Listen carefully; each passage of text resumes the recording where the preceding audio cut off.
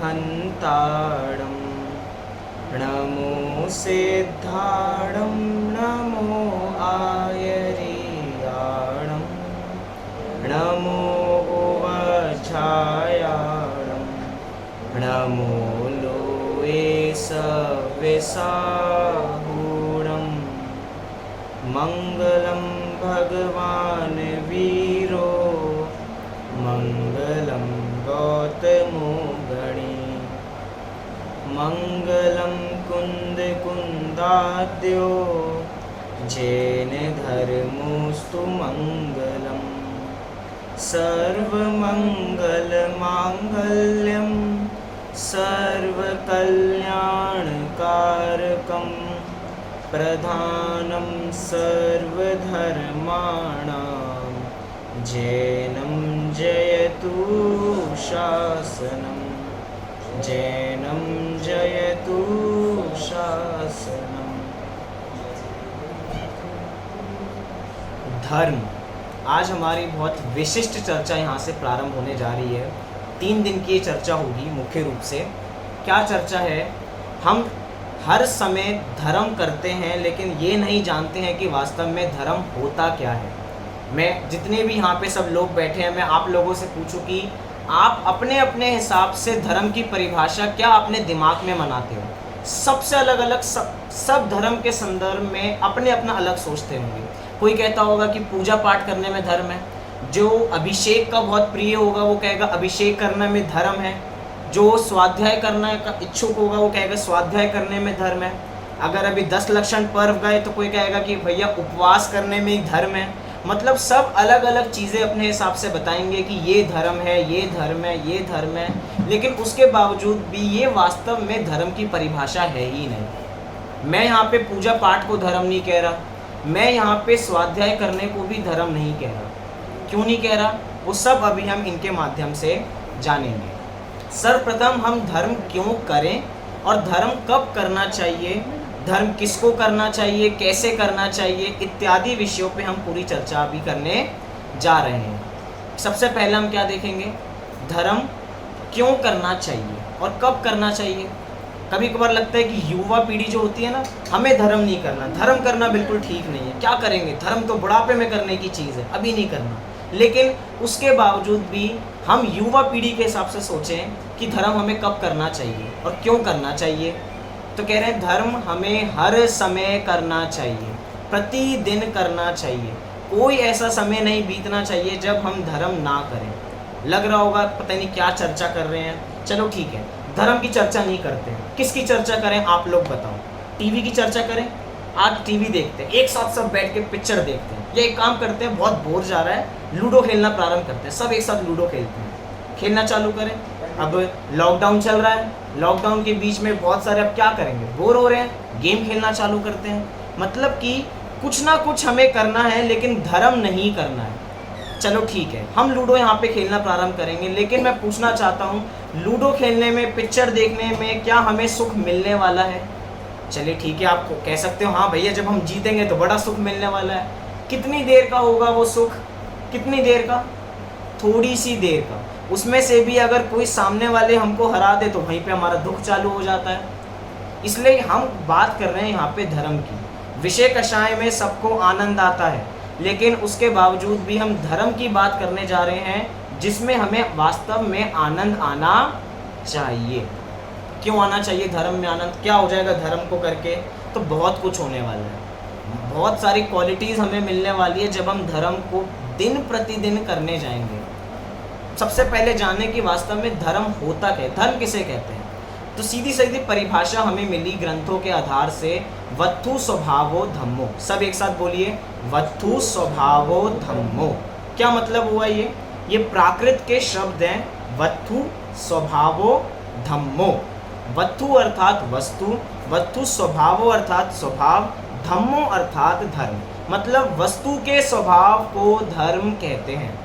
तो ये क्या होता है धर्म? हमने तो समझा था कि पूजा पाठ धर्म है, हमने समझा था स्वाध्याय धर्म है। यहाँ पे तो कह रहे हैं कि वस्तु का स्वभाव धर्म है। हाँ भैया, वस्तु का स्वभाव ही धर्म है। क्यों है? वस्तु का स्वभाव क्या होता है? जैसे कि नमक का स्वभाव है खारापन। कैसा है नमक का स्वभाव? खारापन। नींबू का स्वभाव क्या है? खटास। उसके अंदर जो खट्टापन होता है वो उसका स्वभाव है। ऐसे ही अपनी आत्मा का स्वभाव क्या है? अपनी आत्मा का स्वभाव है जानना देखना। मतलब जो हमारा काम है वो है मात्र जानना देखना, दूसरों से अप्रभावित रहना। जो हमारे भगवान होते हैं, वीतरागी भगवान, वे कैसे होते हैं? वे दूसरों से अप्रभावित होते हैं और दूसरों से प्रभावित होते नहीं। 2 पॉइंट बोले। क्या? हमारे भगवान दूसरों से प्रभावित नहीं होते हैं कि भैया कोई सेठ या मंदिर में दर्शन करने आया तो भगवान ने भी थोड़े ज़्यादा दर्शन दे दिए निकल के, ऐसे तो कुछ होता नहीं है। और दूसरों से अपने को प्रभावित नहीं करते हैं, भैया मैं बड़ा, तुम मेरे दरबार में आए हो, झुकना ही पड़ेगा मेरे दरबार में तो आके, ऐसा भी कुछ नहीं होता। क्यों?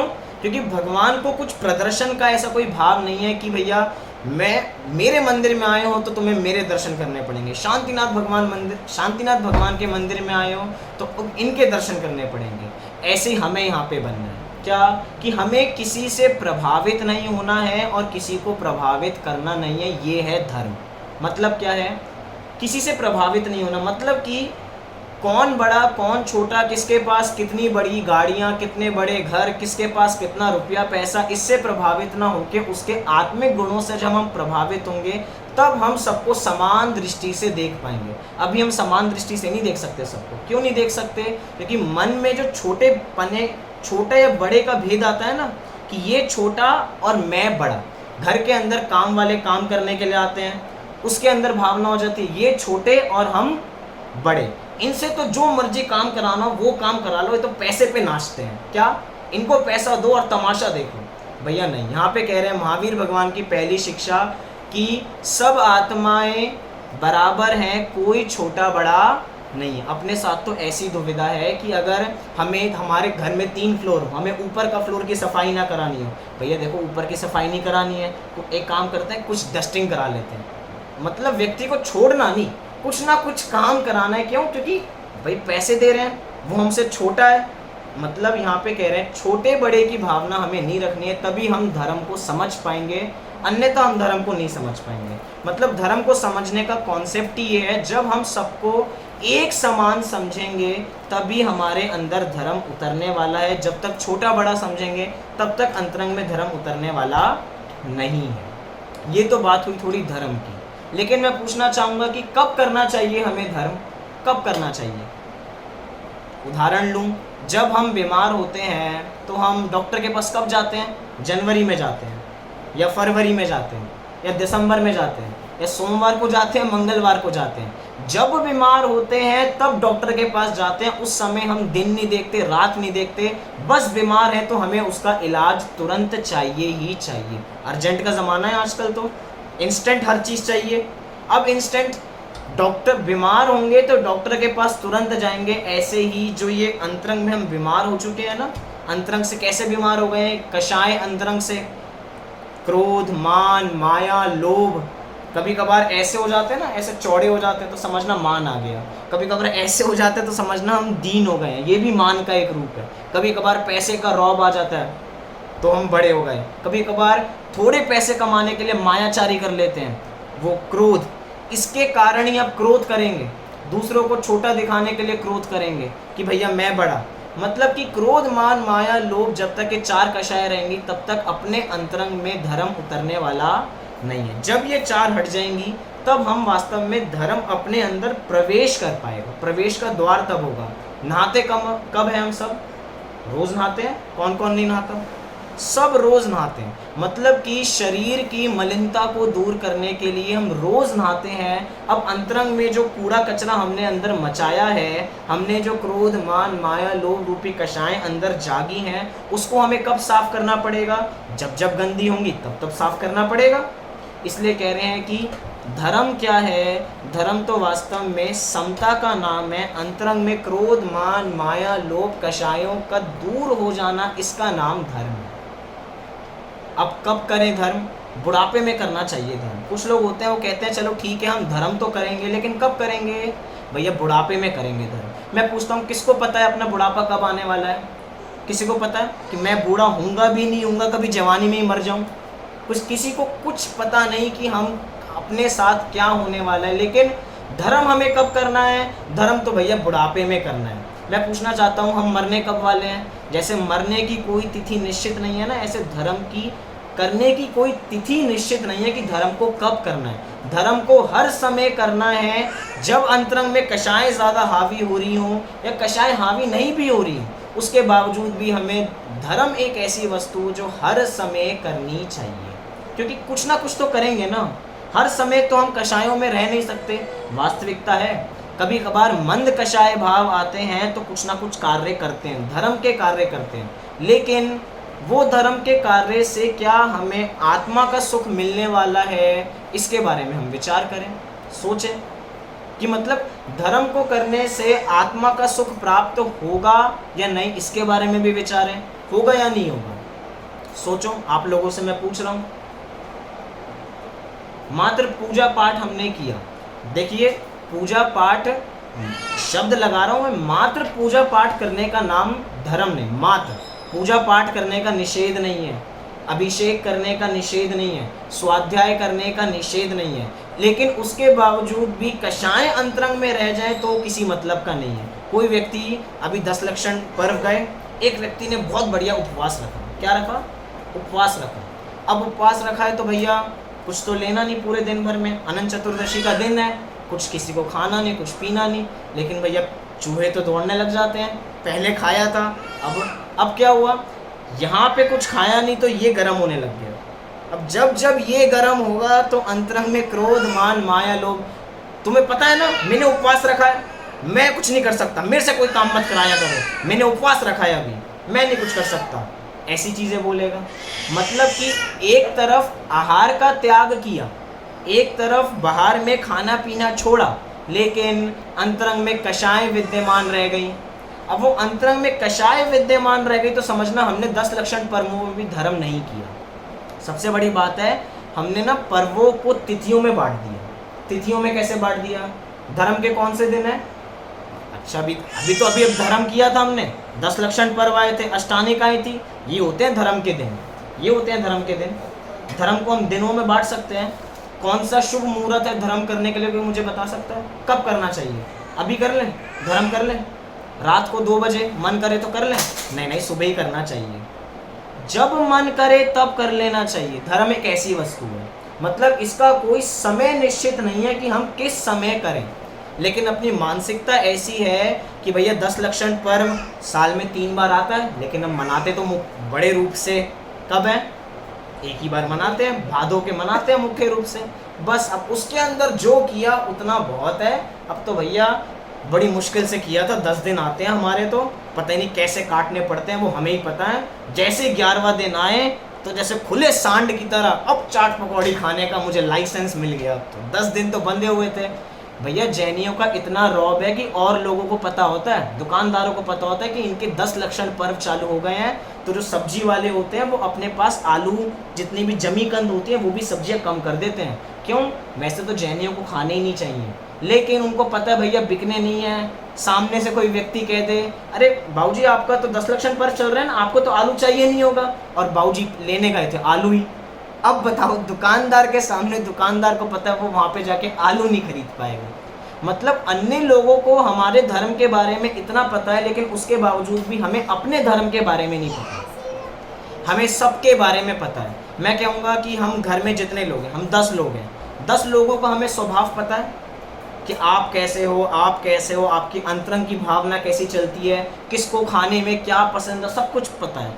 यहाँ तक कि पड़ोसियों का भी पता है, पड़ोसियों का व्यवहार भी पता है कि ये वाले पड़ोसी अच्छे हैं, वो वाले पड़ोसी बेकार हैं, ये वाले हमारे बारे में क्या सोचते हैं, ये वाले हमारे बारे में क्या सोचते हैं।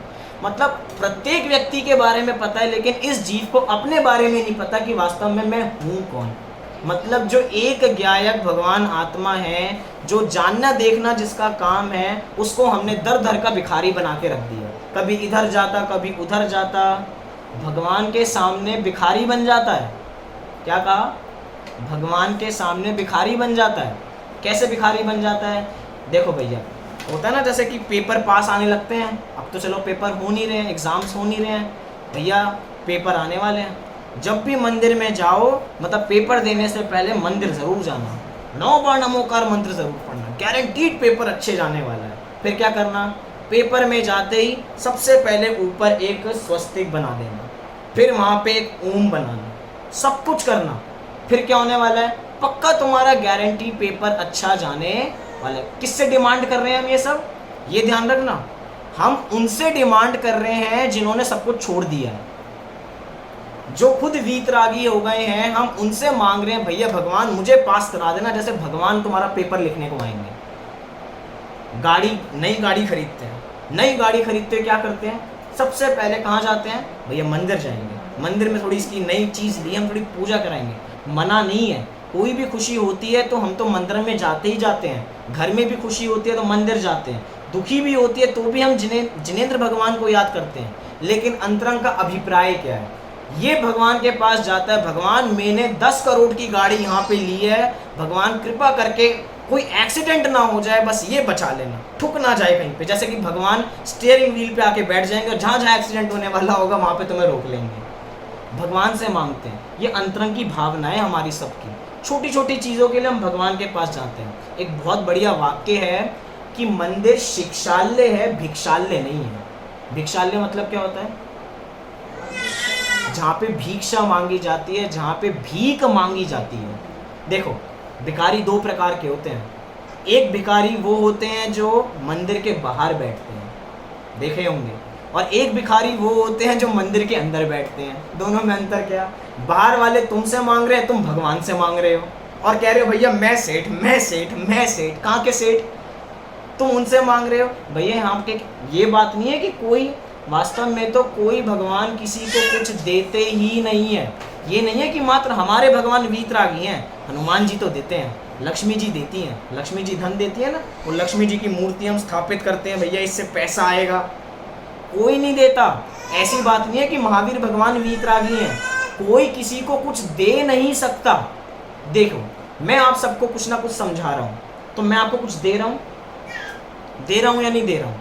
मैं जितना आपको दे रहा हूँ वो मैं अपने लिए दे रहा हूँ, आप सब अपनी अपनी योग्यता से उसको ग्रहण कर रहे हो सकता है किसी को लग रहा हो भैया क्या चल रहा है, किसी को लग रहा है बड़ी अच्छी बात चल रही है, किसी को लग रहा है कब खत्म होगा, किसी को लग रहा है भैया बहुत बढ़िया बात है, इस पर थोड़ा और चिंतन करना चाहिए, और घोलन करना चाहिए, और विचार करना चाहिए। किसी को यहाँ पे ऐसा लग रहा है। मतलब सब अपनी योग्यता से सब कुछ समझते हैं, कोई किसी को वास्तव में समझाता भी नहीं है। मतलब जैन दर्शन ऐसा दर्शन है अकर्तावाद का। अकर्तावाद मतलब क्या होता है, कोई किसी का कुछ करता धरता नहीं। भगवान नहीं करते हैं, ये तो बात ठीक, हम भी एक दूसरे के कुछ करते धरते नहीं, कुछ नहीं करते हम एक दूसरे के। हमें लग रहा है कि हमने दूसरे की मदद कर दी, भैया वो सब अपना काम सब स्वयं कर सकते हैं। घर का जो मुखिया होता है उसको क्या लगता है कि भैया मैं हूँ तो घर चल रहा है, मैं नहीं हूँगा तो घर चलने वाला नहीं है। भैया जिस दिन तुम जाओगे उसके अगले दिन भी उसका घर चलेगा, बाद में भी उसका घर चलेगा। घरों में हमारी जितनी बड़ी बड़ी फोटो लगी होती है ना, किनकी फोटो, जो लोग जा चुके हैं, वो लोग भी यही सोचते थे कि भैया मैं घर चलाता हूँ, मैं घर चलाता हूँ, मैं घर चलाता हूँ, मैं हूँ तो घर चलता है। भैया वो भी चले गए, थोड़े दिनों बाद हमारी फोटो भी वहीं पे टंग जाएगी, यही सोचते सोचते कि मैं घर चलाता हूँ, मैं घर चलाता हूँ। वो जितनी फोटो लगी हैं वो इसलिए लगी हैं भैया मैं कुछ करता धरता नहीं हूँ। सब यही सोचते थे मेरा घर, मेरा घर। किसका घर भैया, किसका घर? तुम्हारा घर है, मात्र कागजों पे होगा। ईंट से पूछो किसका घर, बताएगी कुछ। मतलब यहाँ पे कह रहे हैं कोई किसी का कुछ करता धरता नहीं है। अच्छा मतलब कोई किसी का कुछ करता धरता नहीं है तो बस तो हमें लाइसेंस मिल गया, हम कुछ भी कर सकते हैं, हम तो तुम्हें थप्पड़ मारेंगे और फिर कहेंगे हमने तो तुम्हें कुछ किया ही नहीं। तो भैया सामने वाला भी तुम्हें थप्पड़ मार के यही कहेगा भैया मैंने भी तुम्हें कुछ नहीं किया। अब वहाँ पे विरोध आएगा, फिर तो तुम एक लात मारोगे मैंने कुछ किया ही नहीं, सामने वाला तुम्हें फिर 2 मुँह से मारेगा, तो तुमने 2 मुँह से मारे, भाई मैं तो कुछ करता ही नहीं हूँ। मतलब ये सिद्धांत ऐसा है, इसकी अपेक्षा समझनी चाहिए कि वास्तव में एक द्रव्य दूसरे द्रव्य को स्पर्श नहीं करता, छूता भी नहीं है, कुछ करता धरता नहीं है। इतना है मात्र धर्म। मतलब धर्म के कुछ ना कुछ प्रिंसिपल्स हैं, अगर उन प्रिंसिपल्स को हम जान जाएंगे तो समझना ये हम अपना धर्म हो गया। और अगर प्रिंसिपल्स को नहीं जाना, छोटी मोटी बातों में लगे रहे, ये कर लेते हैं वो कर लेते हैं, ये धर्म हो जाएगा, भैया ये कुछ नहीं है। स्वाध्याय को भी हम कह रहे हैं कि जो भी हम स्वाध्याय कर रहे हैं ना, वास्तव में ये भी धर्म नहीं है। क्यों? अगर इसको पढ़ के भी आत्मा में नहीं जाएंगे तो समझना धर्म क्या किया। अभी हम अपनी क्लास चली थी, बहुत बढ़िया बात, कि हम बहिरंग तप कितने ही करें, अगर अंतरंग तप नहीं हुआ तो बहिरंग तप सब कैसा है? लंघन है, लंघन। मतलब क्या है? जीरो। हमें क्या लग रहा है कि हम 50 साल से 10 लक्षण पर्व कर रहे हैं, कुछ 10 लक्षण पर्व नहीं किए। क्यों? आत्मा में तो एक समय में नहीं गए, बस बाहर बाहर में लग रहा है, शरीर में ये कर लिया, शरीर में कर लिया। भैया शरीर अलग है तुमसे, देह जुदा आत्म जुदा, यही तत्व का सार। तत्व का सार इतना ही है कि देह जुदा है और आत्म जुदा है, इतनी सी बात है। सहजता है सब कुछ। मतलब धर्म क्या है? धर्म को एक शब्द में मैं कहूँ तो कह सकता हूँ, धर्म है सहजता। हर परिस्थिति में सहज होना। धर्म सिखाता ही हमें क्या है? देखिए, कर्म का उदय आएगा तो गंदी से गंदी, मतलब बुरी से बुरी परिस्थिति भी आएंगी, अच्छी से अच्छी परिस्थिति भी आएंगी। धर्म हमें उन परिस्थितियों में सहज रहना सिखाता है। भैया कर्मों का उदय है, कर्मों का उदय आता रहता है, कभी अच्छा आता है तो कभी बुरा आता है। हम तो भैया शांत रहें। बड़े से बड़े लोग किसको सुखी मानते हैं? अनिल अंबानी को सुखी मानते हैं। बड़े से बड़ा सब कुछ है उनके पास, रुपया पैसा, जो बोले वो आएगा उनके सामने। उसके बावजूद भी वो इस बात के लिए रोते हैं, इतना बड़ा बिजनेस खड़ा कर लिया लेकिन सोने के लिए समय नहीं है। वो वाक्य सुने होंगे ना कभी कभार, बहुत दुकानों पे लगे रहते हैं, हमारे पास बिस्तर है लेकिन नींद नहीं है, हमारे पास पैसा है लेकिन भोगने का समय नहीं है। सब कुछ है उनके पास, लेकिन एक बात है कि उनके पास शांति नहीं है। शांति आती है धर्म से। जो एक भिखारी है, उसके पास कुछ नहीं है तो भी वो शांत है। क्यों शांत है? परिस्थितियों की वजह से नहीं भैया, हमारी परिस्थिति ऐसी है। भैया कर्म का उदय है, आता है, कभी ज़्यादा, कभी अच्छा संयोग मिल जाता है, कभी बुरे संयोग मिल जाते हैं, लेकिन हर परिस्थिति में सहज बने रहना, ये वास्तव में धर्म है। ऐसा नहीं कि कुछ ज़्यादा प्रॉफिट हो गया हो तो थोड़ा फूल जाएं, और लॉस हो जाए तो थोड़ा शांत हो जाए। धर्म कभी कभार लोग इसलिए करते हैं। धर्म कब करना? भैया जब बहुत ज़्यादा लॉस हो रहा हो, जब बहुत ज़्यादा डिप्रेशन हो रहा हो, तब धर्म कर लो। क्यों तब धर्म क्यों करो? हम तो कह रहे हैं हम हर परिस्थिति में धर्म करेंगे। क्यों? क्योंकि धर्म हमें हर परिस्थिति से लड़ने का मार्ग दिखाता है, हर परिस्थिति में से। यही वास्तव में धर्म है और कुछ नहीं। मतलब कभी कभार धर्म की चर्चा करके लगता है कि छोटे बच्चों को हम धर्म पढ़ाते हैं, तो क्या लग रहा है भैया धर्म पढ़ा देंगे, पता नहीं क्या कुछ छोड़ना पड़ेगा, क्या कुछ करना पड़ेगा, इतने दिन में ये करना पड़ेगा, वो करना पड़ेगा, तेला बेला उपवास इतना मतलब डिफ़िकल्ट कर देते हैं कि सामने वाला करता ही नहीं। कोई व्यक्ति मंदिर में पहले दिन पूजन करने जाए, कोई बच्चा, और सामने से कोई कहे, जो रोज़ अभ्यासी है वो कहे ऐसे नहीं करते, इसको इस हाथ से डालते हैं, इस हाथ से डालते हैं, ये करते हैं, वो करते हैं, अरे तुम्हें तो कुछ पता ही नहीं, तुम्हें तो प्रक्षाल करना नहीं आता, तुम्हें ये नहीं आता, तुम्हें पूजन करनी नहीं आती, वो अगले दिन से आएगा ही नहीं। क्यों? तुमने उस धर्म को इतना डिफ़िकल्ट बना के उसके सामने रख दिया कि वो जो पहले दिन आया वो कभी आएगा नहीं। भैया अपने दिन याद करो, जब तुमने पहली बार किया था तो तुम्हारे साथ भी ऐसी भूलें हुई थी। अगर सामने से तुम्हें भी कोई ऐसा डांट के भगाता तो तुम अगले दिन मंदिर नहीं आते। बहुत बार होता है ना, कुछ लोग मंदिर में काले कपड़े पहन के चले जाते हैं। ठीक है, मंदिर में काले कपड़े नहीं पहनने चाहिए, मतलब अशुभ का प्रतीक होता है। देखा भी होगा जितनी भी पिक्चर होती हैं उसमें विलन को हमेशा काले कपड़े पहनाए जाते हैं, क्योंकि बुराई का प्रतीक है। तो कोई बूढ़े बाबा जी बैठे हैं मंदिर में, सबको डांटते हैं काले कपड़े पहन के नहीं आने चाहिए, ये नहीं करना चाहिए, वो अगले दिन से मंदिर ही नहीं आएगा। भैया उसको प्यार से समझाने का तरीका होता है। ये जो वाणी होती है ना, वाणी, ये बहुत महत्व है इस वाणी का। हम कैसे शब्द किसके माध्यम से बोलते हैं। देखो जो दांत होते हैं ना, दांत सबसे पहले टूटते हैं। क्यों? क्योंकि कठोर होते हैं। और जो जीभ होती है, जीभ बहुत कोमल होती है, दांतों के बीच में सुरक्षित रहती है। भैया जो तुम बोलोगे वो बोल के अंदर आ जाएगी, मुक्के के तो दांत को खाने पड़ेंगे।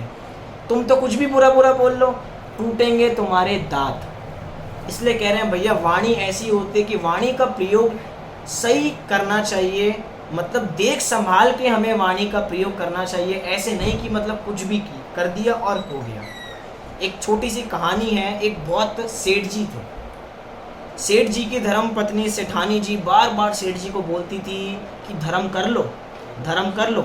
सेठ जी कहते थे बाद में करेंगे, बाद में करेंगे। सेठानी जी बार बार कहती थी धर्म कर लो, धर्म कर लो, अभी नहीं करोगे तो कब करोगे, कर लो कर लो। सेठ जी बार बार बाद में करेंगे बाद में करेंगे। एक बार सेठ जी बहुत बीमार हो गए। अब सेठ जी बिस्तर पे पड़े हुए, बार बार सेठानी को बोलते सेठानी दवाई दे दो, तो उधर से सेठानी क्या बोलती, बाद में देंगे बाद में देंगे बाद में देंगे। फिर किसी काम में लग जाए, अबे दवाई दे दो मुझे, मैं मर जाऊंगा, बाद में देंगे बाद में देंगे बाद में देंगे।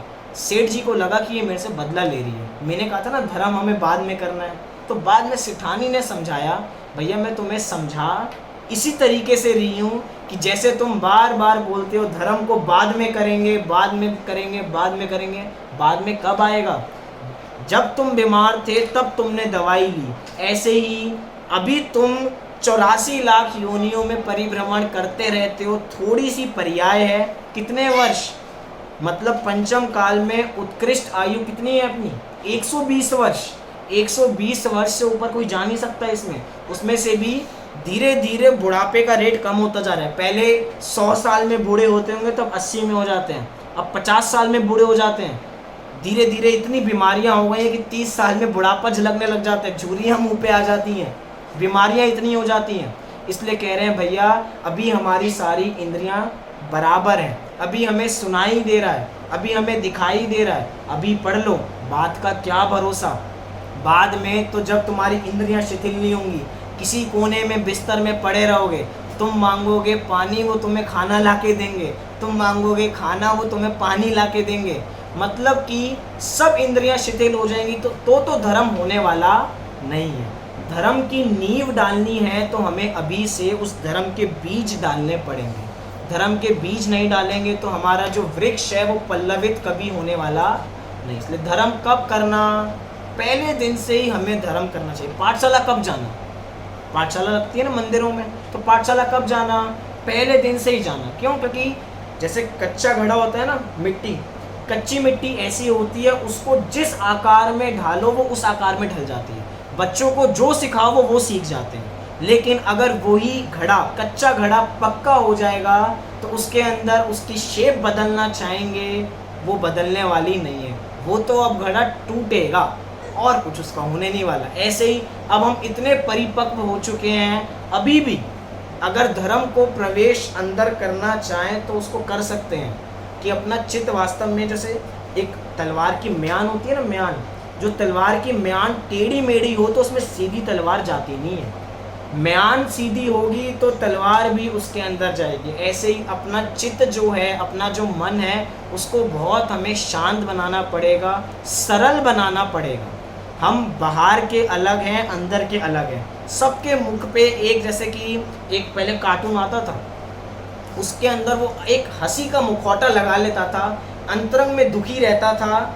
जैसे एक वो याद आ रहा है निंजा हथौड़ी, बार बार उसके अंदर ये क्या कि वो व्यक्ति अंतरंग में इतना उदास, कभी चोट लग जाए तो क्या करता, एक हंसी का मुखौटा मुंह पे लगा लेता। दूसरे को क्या लगता, हम तो बड़े खुश हैं, हम तो बड़े खुश हैं, अंतरंग में मगरमच्छ के आंसू होता है। ऐसे अपने साथ है, हमने सब ने अपने मुंह पे इतना अच्छा मुखौटा लगा रखा है कि दूसरे वाले को लगने ही नहीं देते कि हम दुखी हैं। देखो सब हंस रहे हैं, अभी लग रहा है किसी को दुखी है, लेकिन अंतरंग में देखो कितने दुखी हैं। अंतरंग में पता लगेगा। वो एक छोटी छोटी बात की जो टेंशन होती है ना, टेंशन इतनी होती है। सोचो वाणी कैसी होती है। हमने अभी टीवी पे महाभारत आई, रामायण भी आई। महाभारत क्यों हुई थी, महाभारत एक वचन के माध्यम से हुई थी। एक वचन बुरा बोल दिया तो महाभारत हो गई। हमारे घर में भी महाभारत ऐसे ही नहीं होती है। सोचो घर में एक टीवी, रामायण आ रही है, अब बताओ क्या करें। अब घर में इस बात की लड़ाई है कि भैया मुझे तो रामायण देखनी है और मुझे न्यूज़ देखनी है। अब इस घर में किसके उदाहरण दिए जाते हैं, भैया घर में महाभारत मत करो, तुम लड़ाई मत करो। मतलब कि एक वाणी ऐसी होती है जो घरों में लड़ाई करा देती है। छोटी सी बात, हम सब पूरा संयुक्त परिवार वो धीरे धीरे टूट टूट के छोटा हो जाता है। क्यों हो जाता है वो, एक वाणी के माध्यम से। तुमने कोई ऐसे वचन बोले होंगे जिसकी वजह से सामने वाला व्यक्ति तुमसे दूर हो गया या तुम उनसे दूर हो गए। बहुत बढ़िया बात, मैं घर में बहुत बात, जब भी कोई लड़ाई हो जाए छोटी मोटी बात पे हमेशा बोलता हूँ एक पॉइंट, क्या है वो, सोचिए हमारी ज़िंदगी में व्यक्ति इम्पोर्टेंट है या व्यक्ति के एक समय के वचन इम्पोर्टेंट है। सोचिए आज मैंने अपने घर में कोई लड़ाई हो गई, मैंने किसी को बहुत बुरा बोल दिया, लेकिन बाद में मुझे उससे ही काम आएगा, क्योंकि सारे वो मेरे काम करके देते हैं। अब बताओ, व्यक्ति इम्पोर्टेंट है या व्यक्ति के एक समय की बात इम्पोर्टेंट है? सोचो, अगर आपके लिए व्यक्ति की एक समय की बुरी बात इम्पोर्टेंट है तो आप व्यक्ति को छोड़ दो, और अगर आपके लिए वो व्यक्ति इम्पोर्टेंट है तो उसके एक समय की बात को छोड़ दो।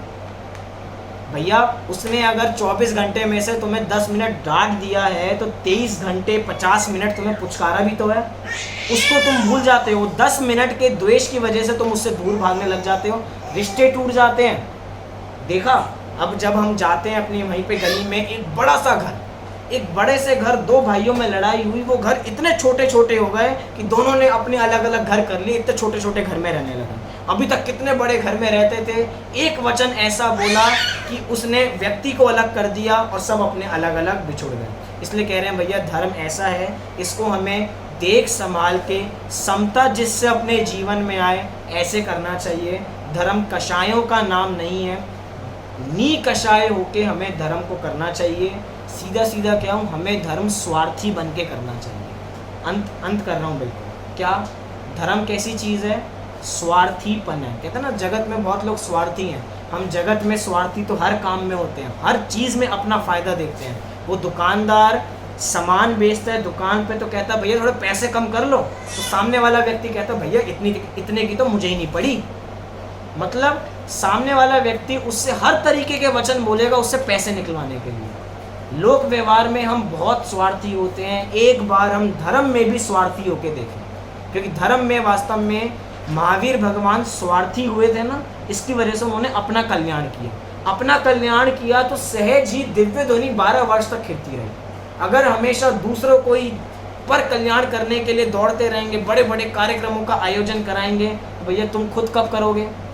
दूसरे को कराने के लिए तो ठीक है, इसके लिए एक पंक्ति है, आयोजन में कभी भी प्रयोजन को नहीं भूलना चाहिए। हमने कितने शिविर लगाए, कितने हमने बड़े बड़े मिलन बनाए, कितने बड़े बड़े उसमें कार्यक्रम कराए, 10,000 लोग, 20,000 लोग, 30,000 लोग, 40,000 लोग, सब लोग आ रहे हैं, लेकिन धर्म कितने में हुआ? क्योंकि धर्म कोई गेट टुगेदर करने का नाम नहीं है। धर्म क्या है? धर्म शांत अकेले में बैठ के अपनी आत्म आराधना का वक्त है। मतलब कि अपने अकेले में बैठ के हम धर्म आराधना करें।